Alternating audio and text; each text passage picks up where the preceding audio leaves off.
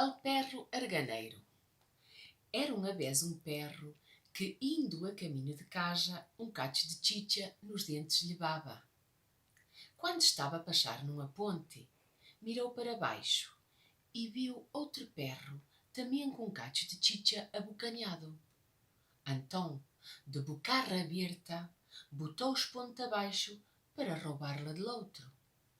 Quando estou de conta, al bater com a dentuça na auga, viu que era o estrelhumbre dele e que de chicha nem raça. Como tal, perdeu-la que tinha al pensar roubar-la que não havia.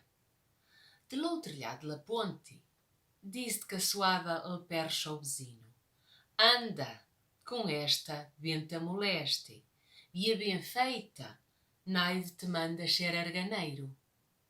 Quedai-vos em casa.